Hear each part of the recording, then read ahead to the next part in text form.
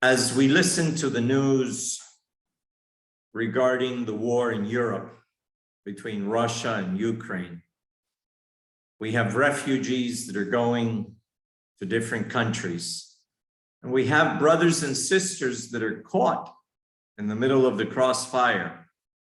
What is our position regarding the war? What is our position regarding bearing arms and bloodshed? How should we as reformers behave? So we're going to talk about this today. It's a very current topic. Let's address the issue of weapons, war, and pacifism. And I've prepared this slide presentation for you, which I'm going to share screen that you can see it. And it's titled, "Do Violence to No Man."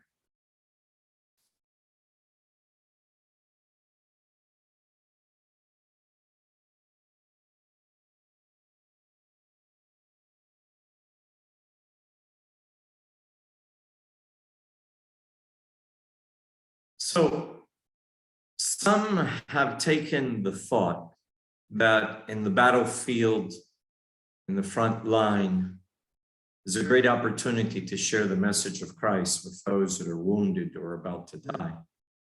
And that perhaps we should go as medics, helping those in need. Was not Christ a medic? Did not Christ help those that were in need? Did he not heal others? But there is a text in the book of Samuel from the time of David, and this is the principle that was established. "For who will hearken unto you in this matter? But as his part is that goeth down to the battle, so shall his part be that tarrieth by the stuff. They shall part alike." The principle here is that the same guilt is carried by those who go to the battlefield and shoot and kill their neighbor as those that stay with the baggage. The same principle then applies to those that enter the medical corps or the medical branch of the military, because they are preparing soldiers to go back to the battlefield. They have to give the order that, yes, this soldier has recovered and they may go back into battle. And so they are equally guilty. I read the text again. "For who will hearken unto you in this matter? But as his part is that goeth down to the battle, so shall his part be that tarrieth by the stuff. They shall part alike." They would receive the same amount of the bounty or the booty that would be covered or received from the enemy. The spoils of war would be divided equally. That was a principle that David established. Now, it's very different if you are a civilian and a bomb explodes in your neighborhood and you run out and you help a soldier or you help anyone. That's different. You do it as a civilian, not as a military person. You are not responsible for what those people do after they recover, but you are responsible for saving life. According to the Jewish proverb, he that does not help someone in need is guilty as if he killed him.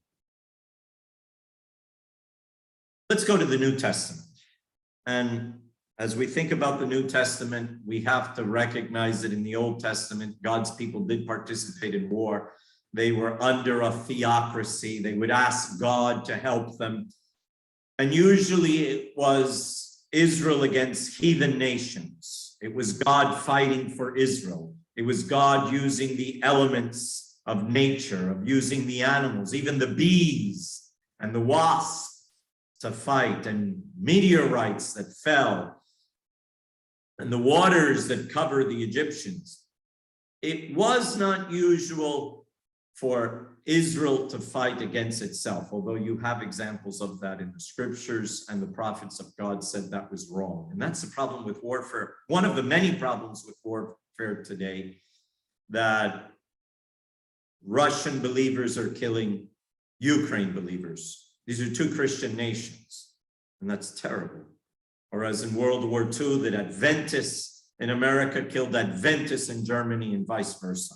But when Christ came, he put aside the theocracy. And let's read the message of the New Testament. We have John the Baptist. It says that all the prophets foretold and prophesied unto John. And since then, there is a change. We're now in the Christian dispensation. And this is what John the Baptist said. And the soldiers likewise demanded of him, saying, what shall we do? And he said unto them, do violence to no man. And that's the title we've chosen for this presentation. Do violence to no man.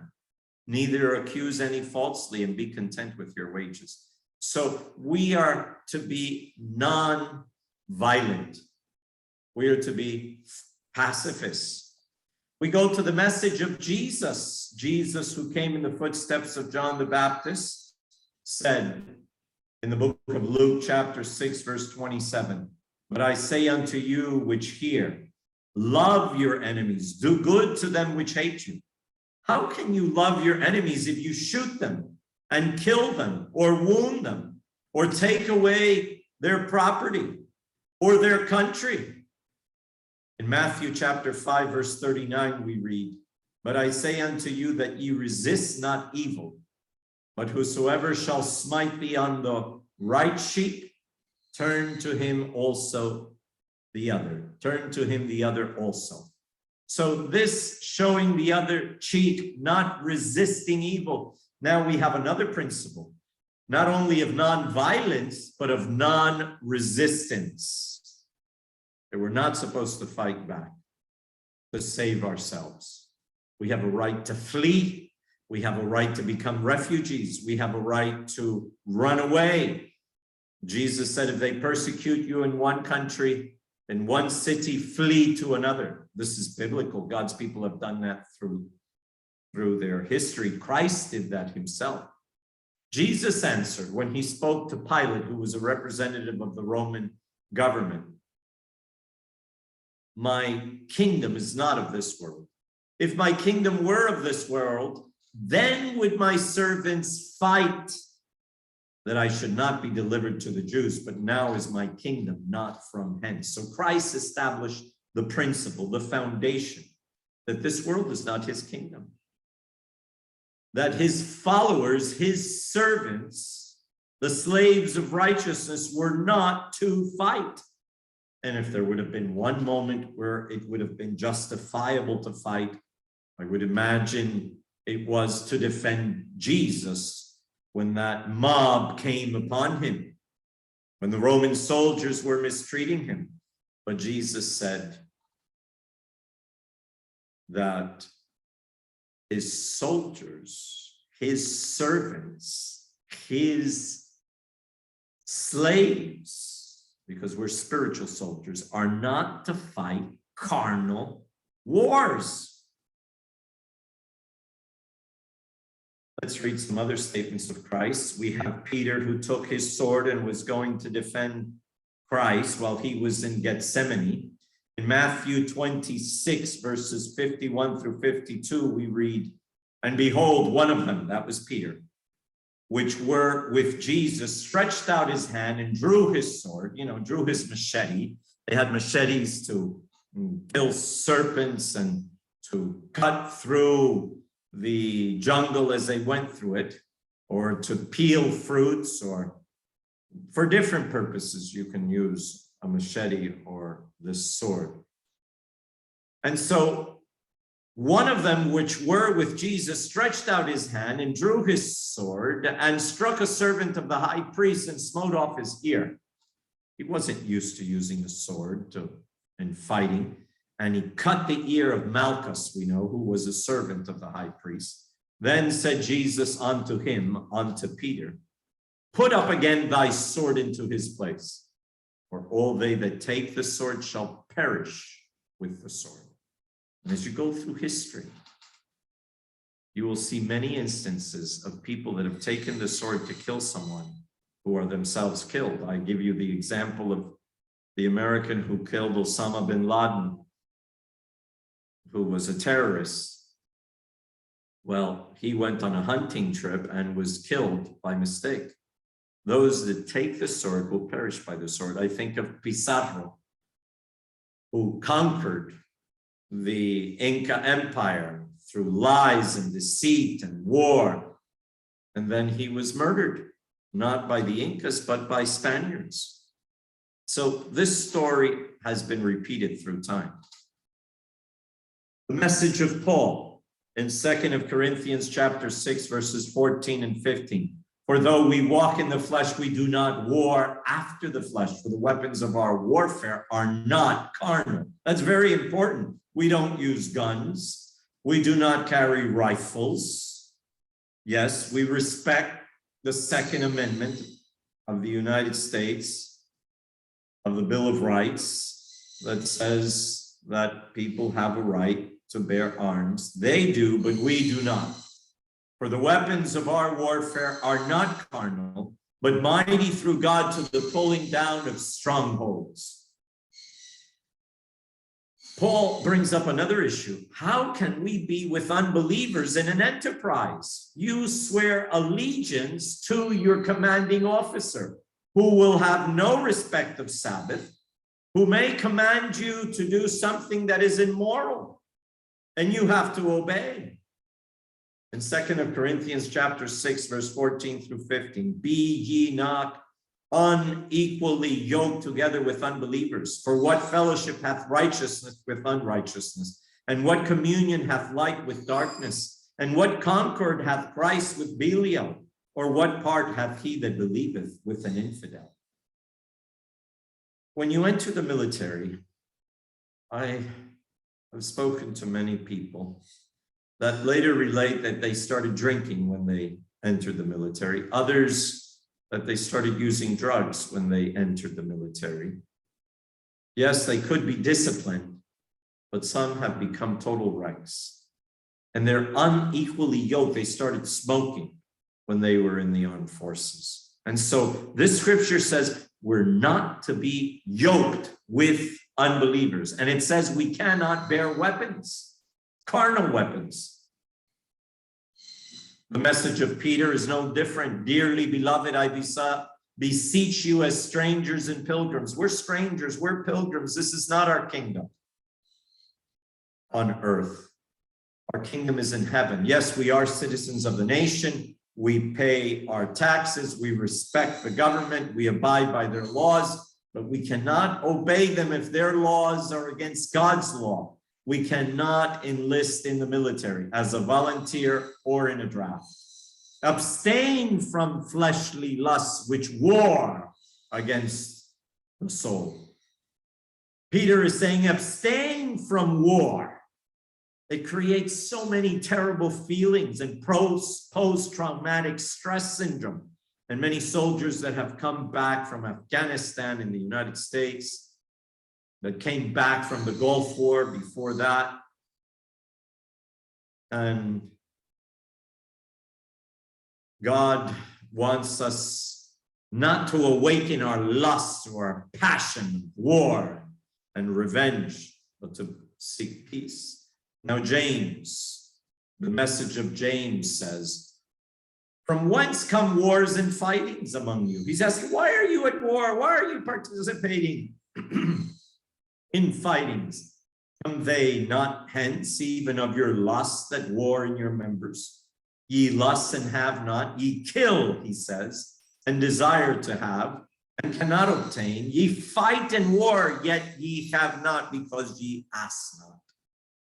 Ye ask and receive not, because ye ask amiss, that ye may consume it upon your lusts. Ye adulterers and adulteresses. So here, James is saying to participate in war, whether it's social, in a extended manner, but war even more so in a literal manner, in battles, in fighting, in killing. Know ye not that the friendship of the world is enmity with God, this friendship with the devil, because war is of the devil. Whosoever therefore will be a friend of the world is an enemy of God. There's another perspective, and that's the perspective that in the battlefield, as we see here in World War I, the Germans saw a cross that appeared in the sky. American soldiers saw ghosts that appeared and spoke to them. The French saw entire armies that resurrected and helped them fight as ghosts against the Germans. There's many witnesses about this. The battlefield and war is the territory of the devil, and evil spirits are involved in these terrible events. And John tells us this in Revelation chapter 16, verse 14. For they are the spirits of devils, working miracles, which go forth unto the kings of the earth and of the whole world, to gather them to the battle of the great day of God Almighty. These spirits of devils. You see, the world is divided by different devils, different demons. And when they get angry among themselves, they make war from one area to the other. Different countries are under the influence of different devils. And when they get angry, they make war against each other, and they inspire the kings, the leaders, the presidents to make war, to kill each other so that they can take over that territory. And that's why Christ also said a kingdom divided against itself cannot stand. The devil's kingdom is divided against itself. In review, the three tenets of peace are pacifism. Jesus said, blessed are the peacemakers, for they shall be called the children of God. He advocated nonviolence, as repeated by his predecessor, John the Baptist, do violence to no man. Christ was known as the Prince of Peace. And non-resistance, Jesus said, resist not evil.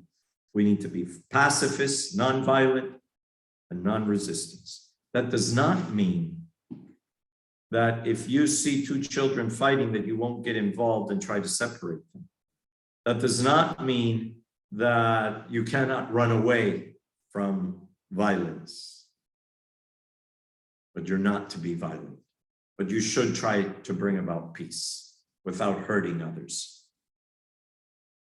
The definition for pacifism, according to the Webster's online definition, is opposition to war or violence as a means of settling disputes specifically. Refusal to bear arms on moral and religious grounds.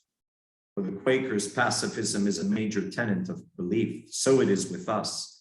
The early Adventists cited the Quakers as an example of why they too refused to bear arms and were opposed to war.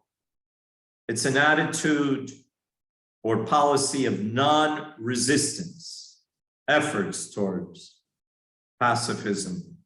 An attitude or policy of non-resistant efforts toward pacifism and civil rights. We can participate in civil rights. We can participate in civil disobedience. We can participate in human rights, but we cannot use violence.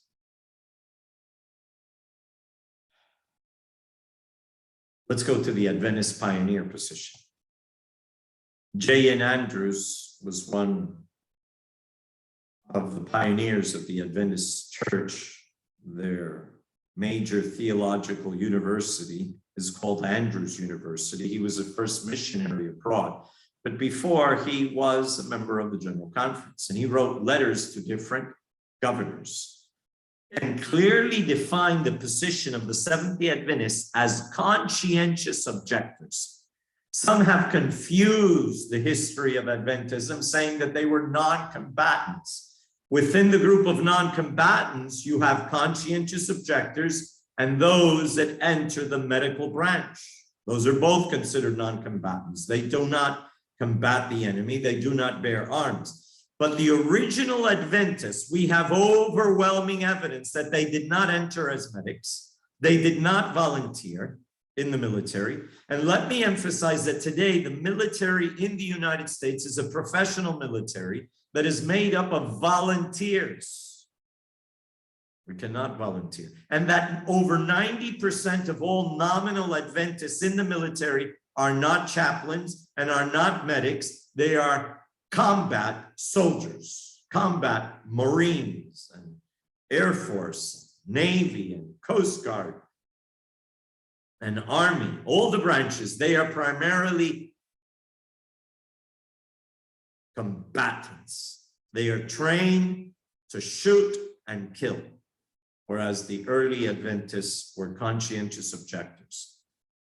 And Elder J.N. Andrews, or Pastor J.N. Andrews, was sent to Washington to explain the Seventh-day Adventist position on war. This was during the Civil War.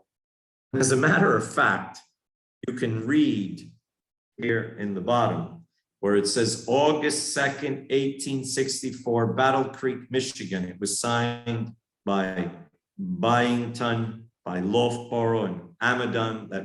They were the three members of the General Conference Executive Committee. And this is what they said.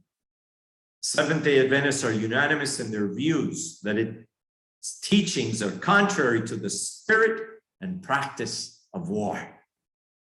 Hence, they have ever been conscientiously opposed. There you have it again. Conscientiously opposed, not non-combatants, but conscientiously opposed to bearing arms, to bearing weapons.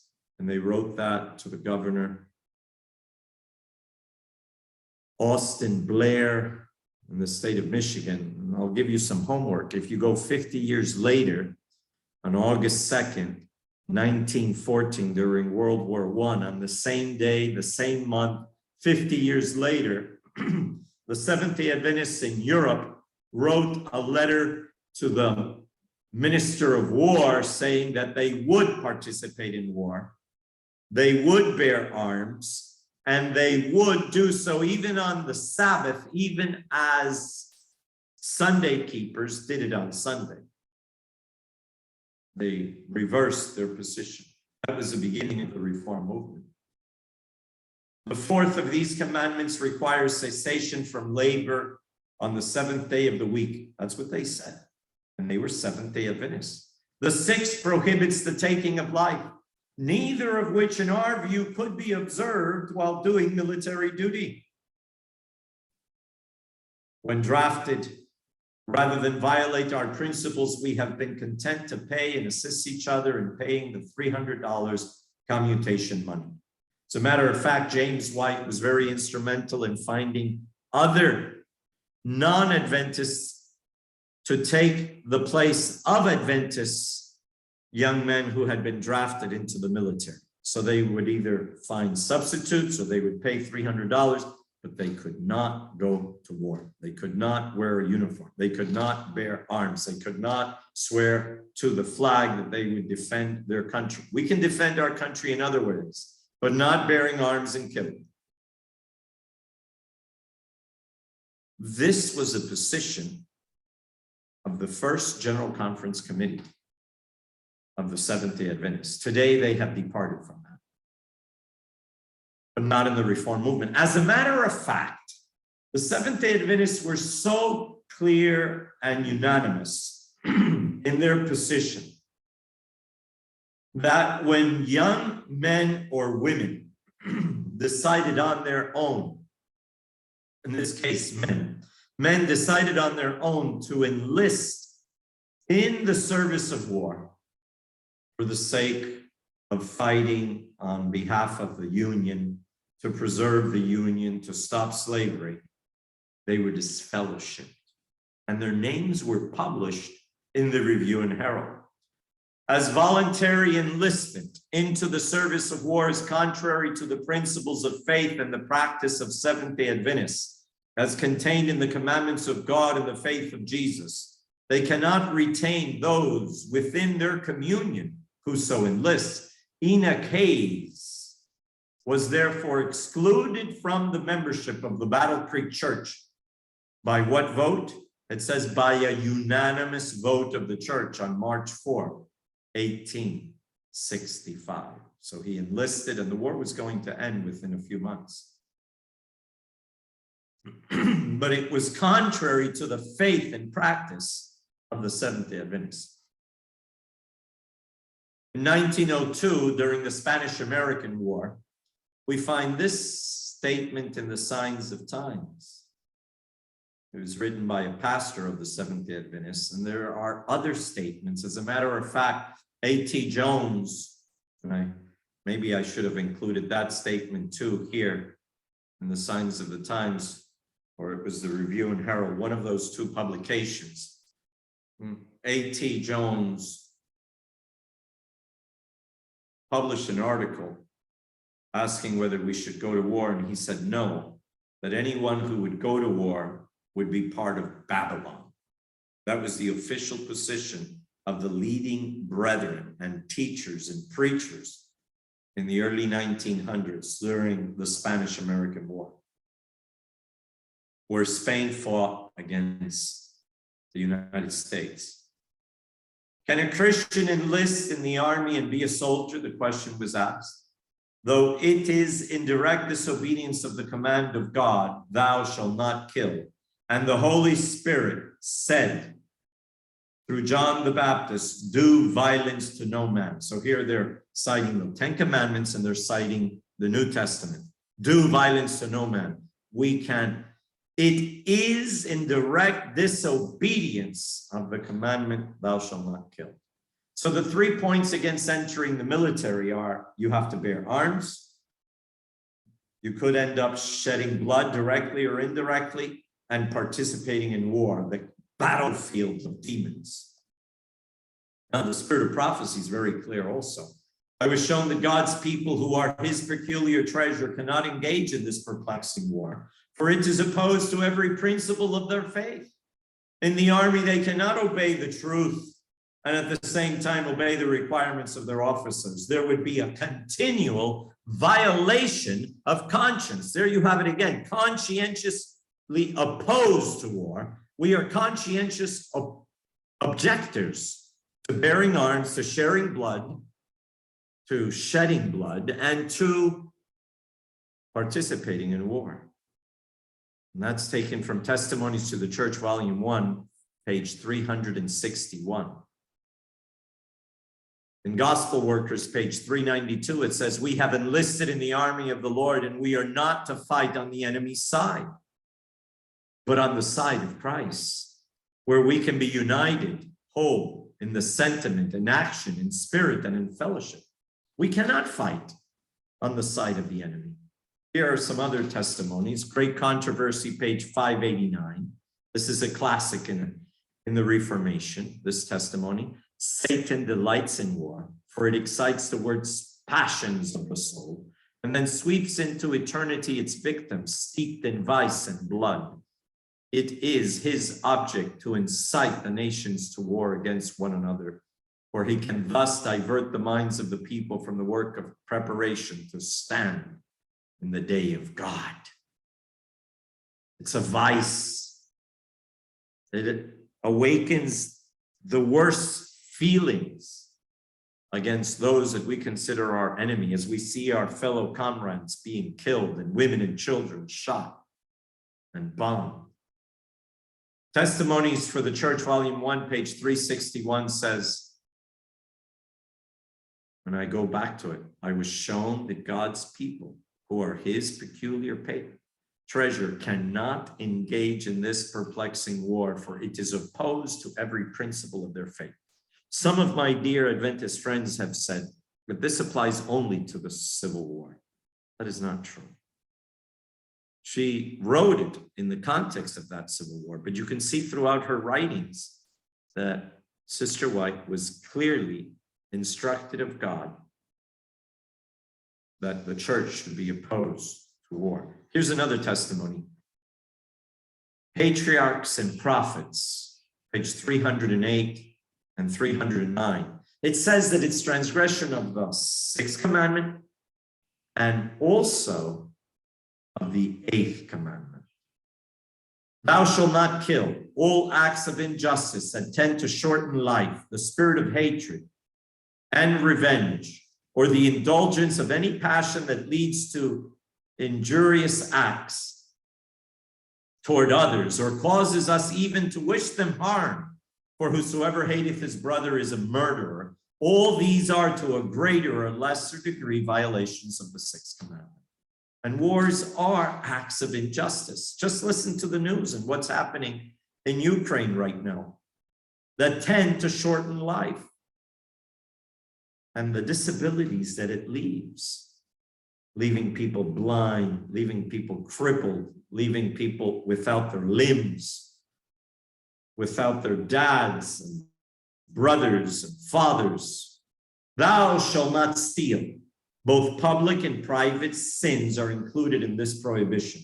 The eighth commandment condemns man-stealing, slave dealings, and look at the next phrase, and forbids wars of conquest. Wars are of conquest, like you see Russia invading Crimea and then accepting two states, two provinces of Ukraine, and then invading Ukraine to take it as part of their own country. Forbids wars of conquest. It condemns theft and robbery. With wars, you have the spoils of war. A lot of things are stolen, like the Nazis who stole so many works of art from different countries that they invaded. And there are still court cases today trying to reclaim works of art that the Nazis took. Not just the Nazis, the colonial powers did that too as they invaded Africa and Asia and the Americas. The Desire of Ages says on page 487, paragraph 3, there can be no more conclusive evidence that we possess the spirit of Satan than the disposition to hurt and destroy those who do not appreciate our work or who act contrary to our ideas. We want to stay away from the spirit of Satan. We want the spirit of Christ. Let me end with this story. During World War I, the French and the German forces were together. And it was Christmas Day. And they lifted white flags to have a truce so that they could pick up their wounded that were in no man's land between both sides. And they started to sing Christmas hymns on one side of the battlefield. Then the other side also played the same hymn. And then they decided to come together and drink coffee and talk together. I'm not advocating coffee, but I'm giving you the historical truth. And they spent that day together, sharing pictures of their loved ones. They shared the same faith. They were Christians, killing Christians. And then after Christmas Day, the truce ended, and they went back to shooting each other. How much sense does that make? We're in the 21st century. Mahatma Gandhi from India said, if we claim to be superior to the animal kingdom, then we need to act as such. And he brought about an independence to an entire subcontinent, an entire race that was subdued by the British without shooting one bullet, without shooting one arrow, because Mahatma Gandhi was inspired by Jesus Christ. He said, I love the message of Jesus. And he promoted nonviolence, he promoted pacifism, and non-resistance. And he was successful. So don't say that you need war for independence. You can have independence without war. Mahatma Gandhi proved it. What about civil rights? Dr. Martin Luther King Jr., the great Christian preacher in the United States, was able to bring about civil rights in the United States, advocating pacifism, advocating nonviolence, and advocating non-resistance. And he says, I will not go that low. Even though others were beating him, he was being mistreated, even jailed. He was able to bring about a revolution in America that was felt all over the world. He was successful in his civil rights. He walked that another president could run and become president, that another Black man could run and become president. That was Barack Obama.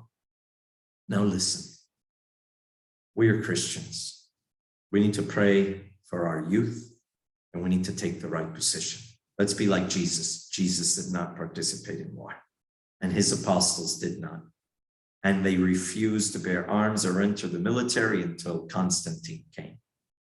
May the Lord help us. Thank you very much for giving me the opportunity of studying about the topic of do violence to no man. God bless you.